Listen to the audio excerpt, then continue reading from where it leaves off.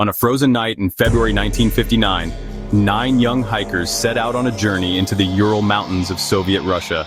They were strong, skilled, and determined. But what they found there was terror. Within weeks, all 9 were dead. Their bodies scattered across the snow, some half-dressed, some horribly mutilated, their tents slashed open from the inside. To this day, no one knows exactly what happened. This is the story of the Dyatlov Pass Incident, one of the most chilling, unsolved mysteries of the 20th century.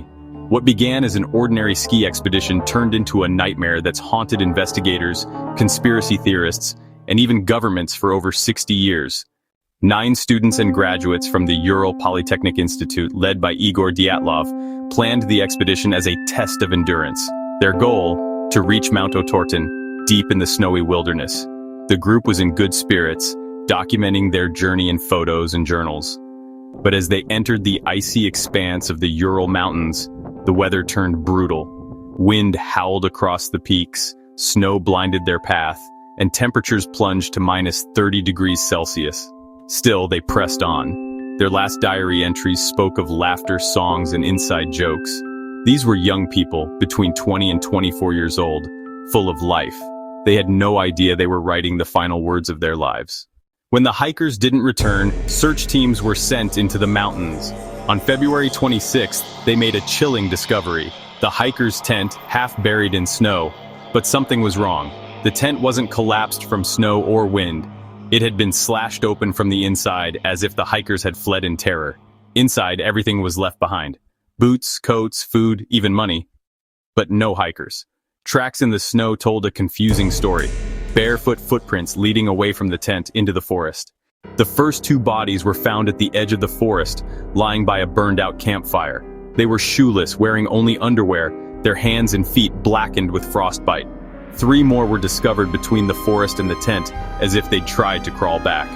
But the last 4 were found 2 months later, buried under snow in a ravine. Their injuries stunned investigators. One had a fractured skull. Another's chest was crushed as if hit by a car. One woman was missing her eyes, another was missing her tongue. Strangely, there were no signs of struggle, no external wounds that could explain such massive internal damage. Even stranger, traces of radiation were found on some of the clothing. What could have driven 9 experienced hikers to flee their tent barefoot into freezing darkness? Theory 1. Avalanche. Some believe an avalanche forced them to cut their way out, but the slope was too shallow and there was no evidence of snow shifting. Theory 2. Military testing.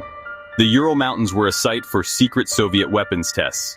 Some speculate the hikers stumbled into something they weren't supposed to see, flares, bombs, or even chemical weapons. The radiation only fuels this theory. Theory 3. Infrasound. Another idea is that rare wind patterns created infrasound, low-frequency vibrations that can cause panic, nausea, and hallucinations. Could the hikers have been driven mad by sound alone? Theory 4. Something else others. Whisper about UFOs, yetis, or supernatural forces. Locals called the area the Mountain of the Dead. Some even claimed to see strange orange lights in the sky that night. In the end, the Soviet investigation declared the cause of death an unknown compelling force. The files were sealed. Decades later, modern researchers have tried to reopen the case. Some say a rare kind of avalanche, a slab avalanche, could explain it.